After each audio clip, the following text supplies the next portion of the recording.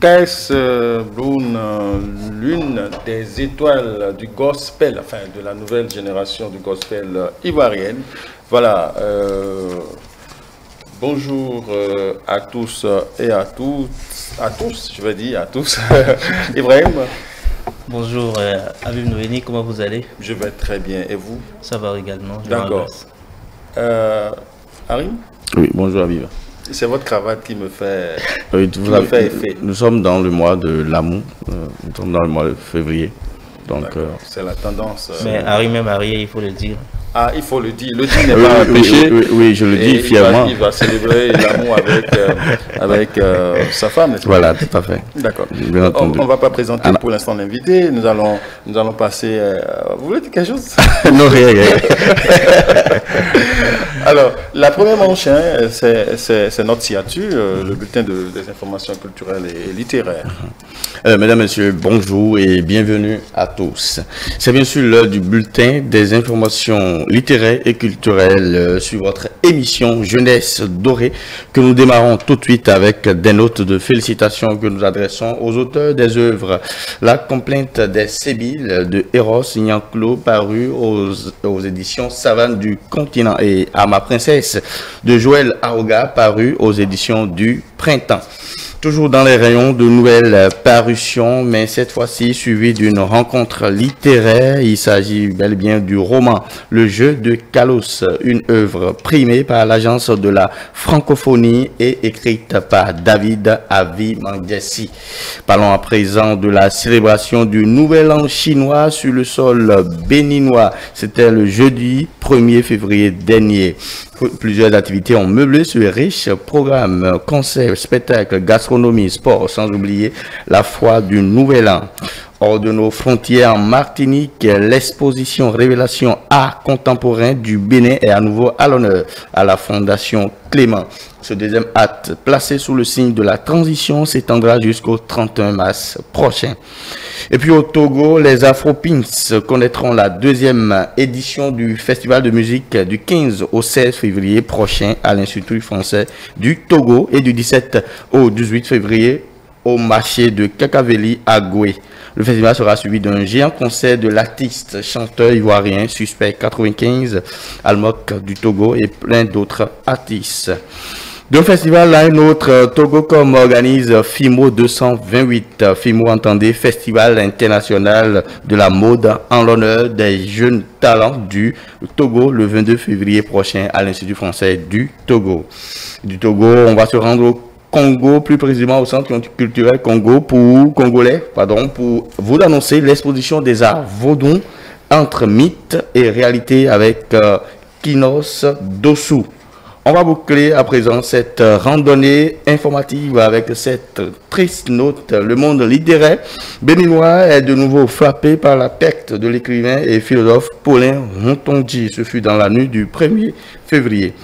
Il eut disparu avec 82 ans. Les circonstances de son décès restent encore inconnues du public, nous rapporte le quotidien La Tempête. Nous disons nos sincères condoléances à toute la famille éplorée et à tout le peuple béninois. Eh bien, c'est déjà la fin de votre bulletin. Merci de l'avoir suivi. Bulletin et présentation Harim Lassissi, mon chroniqueur littéraire. Merci beaucoup pour cette présentation. Je l'ai dit, c'est votre signature Harim Lassissi et l'autre chroniqueur littéraire à côté, c'est Adamon. Nous recevons ensemble Chalma Bonke. En effet, nous recevons aujourd'hui, chers téléspectateurs, Chalma Bonke, celui-là avec qui nous allons parler de sa toute dernière livraison littéraire. Il s'agit bel et bien de son roman Ce vertige en moi, qui est une œuvre succulente à conseiller à tout le monde, à toutes les couches de la population. Vous saurez réellement que ce que je dis est vrai quand vous allez vous-même vous procurer cette œuvre. Quand vous parlez d'œuvre succulente, ça cache beaucoup de choses. Je vais vous suivre à la lettre. Une signature très intéressante et on va le découvrir ici avec les téléspectateurs. Alors, bienvenue Monsieur Banquet. Merci d'avoir répondu à notre invitation. Nous sommes très honorés. Merci Monsieur Ibrahim Adamou. Et bonjour les amis. Bonjour Chalma. Lassissi, Monsieur Nouni, c'est un plaisir d'être ici. Plaisir partagé. Alors, Dans ce roman, vous parlez, vous évoquez la vie sociale en milieu scolaire. Ce qui se passe entre camarades de classe, des histoires d'amour, des histoires de rivalité, des fausses accusations, etc. Quand on lit quand même cette œuvre, on se retrouve encore soi-même, bien qu'ayant déjà passé cette étape, on se retrouve encore dans notre enfance, dans notre adolescence, au moment où nous étions encore sur les bancs. Alors, aujourd'hui, on vous présente, vous passez pour être le dissecteur des déviances scolaires. Vous vous intéressez surtout au monde scolaire à travers plusieurs de vos ouvrages. Qu'est-ce qui vous maintient? Qu'est-ce qui vous pousse? Qu'est-ce qui crée cet amour-là du monde scolaire en vous? Bon, merci, c'est une très bonne question. Et pour rappel ou bien pour histoire, en 2019, quand je sortais mon premier ouvrage, Moi, Rufa, j'ai eu la chance, comme l'un des chroniqueurs sur l'ouvrage à l'époque, Monsieur Nueni, vous vous rappelez? Oui, ça voilà. c'était à TVC. Voilà, donc du coup, je n'ai pas changé de ligne directive ni de ligne d'écriture.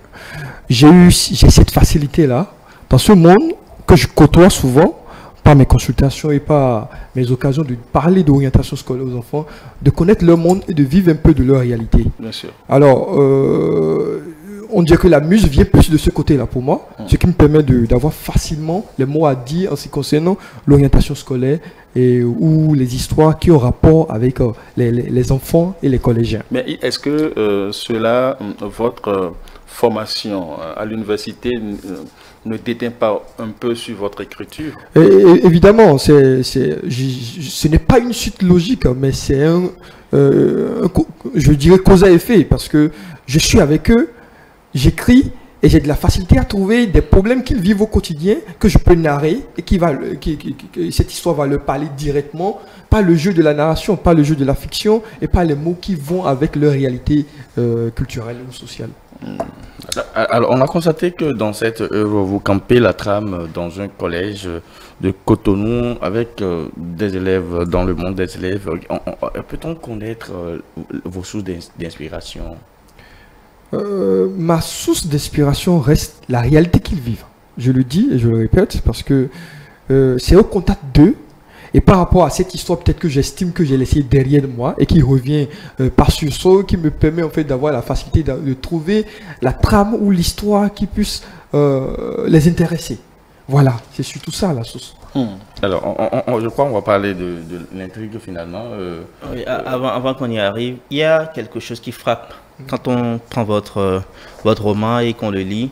C'est que d'habitude, quand on lit des romans, on rencontre souvent des prénoms importés, je dirais, comme les Charles, Ibrahim, Harim, Habib, etc.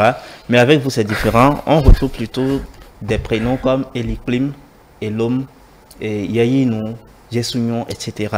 Ce sont des noms qui sont tirés quand même de l'ère culturelle Adjatado. Qu'est-ce que vous devez à cette ère culturelle? D'abord, je suis de l'ère Tado, je suis Adja, je l'assume.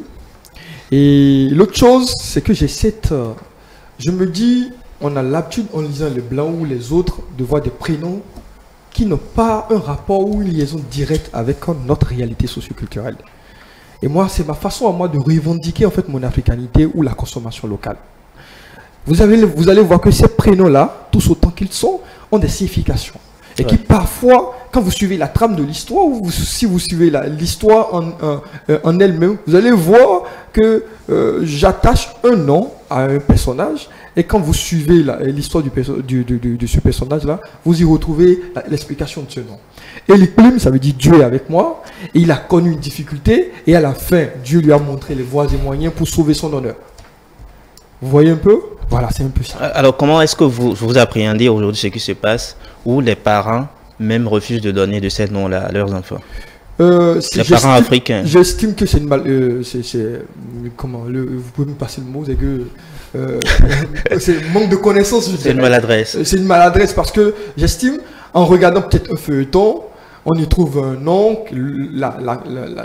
la tonation nous dit quelque chose de beau, mais au fond, on ne connaît pas la signification de ce que ça veut dire. Mais voilà, c'est ce que j'estime. J'estime que c'est une aberration. J'estime que c'est une aberration. Aujourd'hui, on doit travailler à ça, à l'africanité. On doit travailler à la consommation locale. On doit travailler à revoir, à redonner à nos enfants l'identité de chez nous, en fait. Et l'identité de chez nous ne passe pas le fait de leur dire, mais écoute, le nom que tu portes a une signification dans ton air. Et parfois, on dit, parfois, le nom que nous portons, ça nous suit dans l'histoire de notre vie. Donc, donnons-leur des noms qui peuvent les suivre et leur apporter la prospérité. Il y a même de ces enfants-là qui ont honte. Ben oui. Voilà, de se faire appeler par le prénom. C'est notre travail à nous, écrivains, journalistes que vous êtes, de changer la donne. Voilà. Et c'est ce que je veux en fait. Moi, je vais commencer déjà par faire le mien. Désormais, on ne veut plus entendre les noms comme Chrisnel, comme Géraldine, comme... C'est un début de ça. Voilà. Moi, je suis encore Kolaouli, par exemple. Moi, je suis encore la J'aime bien ce prénom. Moi, je suis Yeri. Alors, on va évoluer. Alors, que pensez-vous de l'attitude de Elikplim et l'homme qui ne se sont pas réfugiés tout simplement derrière les prières quand il s'est agi quand même de cette fausse accusation? Bon, pour la personne qui dira l'histoire, c'est des adolescents. Elikplim, qui est le personnage principal, qui a perdu, dans sa classe, ils ont perdu un ordinateur. Et il a été le seul NDC pour avoir volé l'ordinateur. Et il avait le choix entre deux choses. Rentrer chez lui, fermer les yeux, s'en remettre à Dieu et dire on m'accuse de ce que j'ai pas fait, je m'en remets à Dieu, si on retrouve tant mieux, si on ne remet pas, c'est que mon nom est sali à jamais. Le second choix ou le second volet, c'est qu'il se lève, il prend sa vie en main et il se décide à aller à la recherche de la vérité. C'est ce qu'il a choisi finalement, par l'aide de son frère Elom. Alors les deux de pair et en synergie ont travaillé à la recherche de cet objet qui est perdu, et c'est ça qui les conduira à retrouver la vérité et à se sentir honoré et sorti de difficultés. Voilà. Ça, c'est le résumé. Alors, et un autre aspect de votre ouvrage, c'est que vous abordez une histoire d'amour. Et comme il en arrive souvent, d'ailleurs, si j'ai bonne mémoire, je crois, entre Habib ou Harim, une histoire similaire leur est arrivée. C'est que Elikplim... Déjà c'est que Elikplim se retrouve et conduit par MFA tout simplement parce qu'il y a une à côté donnait beaucoup de cadeaux, offrait beaucoup de cadeaux quand même à MFA. Et celle-ci choisit finalement celui-là qui lui offre du matériel plutôt que celui-là. Harim a fait chercher ses repères depuis. Voilà, vous dites que il soit similaire. Bon, si c'est pas Harim, c'est que c'est Habib. Je ne me reconnais pas dans cette histoire. Bon. Alors, ce que moi je voudrais savoir, pour ces jeunes filles-là qui nous suivent aujourd'hui et qui ne savent pas un peu faire la part des choses, qu'est-ce que vous avez à leur dire? Est-ce qu'il faut offrir son cœur à celui-là qui leur offre le plus de cadeaux, ou est-ce qu'il faut étudier d'abord la personnalité avant de s'engager? Il y a aujourd'hui les stéréotypes de sexe sont revus. Et si on a cette facilité-là d'accuser les hommes de plein de choses, il est temps quand même qu'on trouve le moyen ou les moyens de faire passer un message aux jeunes filles. Tout ce qui est beau ne brille pas. C'est ça. Comprenez avec moi. Alors du moment où... Non, il faut reprendre cette partie-là. Ce qui brille n'est pas de l'or. N'est pas de l'or, n'est pas beau. Bon, voilà. Donc, quand un jeune homme vient vers vous et qu'il vous comble de cadeaux, une chose est de prendre ces cadeaux, mais l'autre chose est de savoir à un moment donné qu'est-ce qui peut être l'origine de ces cadeaux. Et c'est mon objectif à moi. C'est ça. Faire comprendre à ces adolescentes, parce que j'estime que j'écris d'abord. Vous en avez été victime aussi. C'est possible. Ouais. Alors, un petit garçon j'estime que j'écris d'abord pour ces adolescents-là. Il faut que je trouve le moyen de leur faire passer le message. Toute personne qui vous offre des cadeaux à profusion, faites attention à cette personne-là. Et MFA, qui a refusé quelqu'un d'autre qui était de sincère amour, qui était honnête, et qui peut-être était prêt à un cheminement, parce que j'estime que l'amour c'est un cheminement. Absolument. Si on ne part pas de cette base-là, c'est qu'on n'a rien fait. Et quelqu'un qui était disponible, prédisposé pour ce cheminement, elle a refusé cette personne-là pour quelqu'un qui en fait, en dehors de tout ce qu'on pouvait lui coller comme ce brosseau, a accepté des cadeaux pour s'offrir à cette personne-là. Avec que tu assumes ce que tu fais. Alors c'est ce que j'essaie de faire en attirant l'attention des adolescents sur ça. C'est ça. Vous avez le sentiment que les adolescents vous lisent? Oui, oui, oui. J'ai ce sentiment-là parce que au regard des tournées que je fais aujourd'hui, sur les invitations de café littéraire, au regard du public que je rencontre au jour le jour, en 4 ans, j'ai quand même fait le tour du pays. J'estime que appeler le nom de Charlemagne Bonke aujourd'hui en tant que déserteur de déviance scolaire, beaucoup connaissent. Donc, et ils le lisent. Ouais. Effectivement. Voilà. Alors, ce qui rend plus intéressant votre œuvre, en tout cas ce vertige en moi, c'est surtout quand vous évoquez l'orientation scolaire dans cette œuvre. Vous êtes aussi conseiller en orientation scolaire et professionnelle. Qu'est-ce que vous pensez, comment devrait-on orienter les élèves? À qui cette tâche revient normalement? Ou quelles sont les conséquences d'une mauvaise orientation? Je partirai de la conséquence. Je partirai de la conséquence pour remonter la question. Vous savez, un enfant mal orienté, je vous assure, les conséquences sont palpables à l'avenir. Et quand vous voyez les effectifs aujourd'hui dans les universités publiques d'État, la conséquence est là. Ouais. Vous voyez, et quand vous prenez le courage, moi j'ai fait un travail de terrain, parce que ça a été un mémoire de faire une formation pour moi en master de l'éducation, c'est de demander à des adolescents ou de demander à des universitaires, mais qu'est-ce qui t'a poussé à choisir cette filière? Les réponses divergent. Mais généralement, on ne sent pas une implication personnelle de l'apprenant. Vous pouvez avoir des réponses comme j'ai ma soeur qui est partie dans cette filière, ça lui aurait marché. J'ai un ami qui y allait, comme je ne voudrais pas me retrouver seul, je l'ai suivi. Mon professeur m'a dit, quand vous allez dans cette filière scientifique, les chances de réussir sont élevées. Donc, il y a toutes ces questions-là qui poussent parfois les élèves à être mal orientés dans les universités. Voilà, c'est un peu ça. Donc, j'estime aujourd'hui que c'est une question cruciale et qu'il faut quand même discuter avec les enfants sur l'orientation. C'est-à-dire demander ce qui pourrait leur plaire à l'avenir. Et à partir de ça, faire le travail et leur donner une chance de vivre leur rêve. Alors, on nous signale que le moment est parti, le temps est parti pour cette rubrique à tirer à sa fin, mais on ne va quand même pas clôturer, bien sûr, sous la supervision de Habib, cette rubrique, sans quand même déguster quelques passages de votre ouvrage. On doit sentir... Vous voulez que je choisisse Oui. Ouais. Un passage. Vous savez, j'ai écrit un livre, me demander de choisir, je ne sais pas. J'ouvre juste, c'est ça? N'importe quel passage. Vous pouvez même vous perdre dans votre livre. Nous voulons quelques portions. D'accord. Ce soir-là, l'information que nous avions reçue chamboulait nos esprits. Vous êtes à quelle page? Page 83.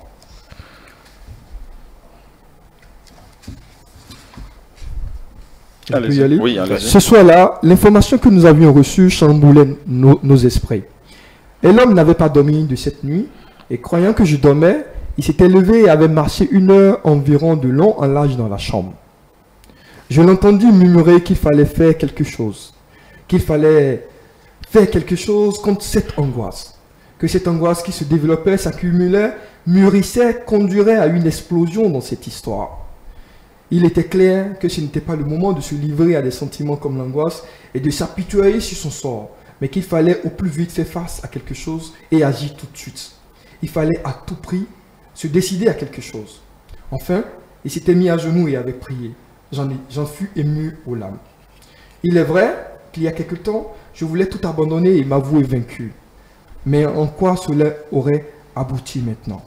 Admettons que les gens me traitent de voleur, comme me mulient partout. Et après, la question est de savoir pourquoi mon frère souffrait autant pour moi, pourquoi il cherchait avec angoisse une issue à cette histoire. Question point champion. Alors, avant de vous laisser partir, avec la permission d'Habib, bien naturellement, j'ai quand même une dernière question.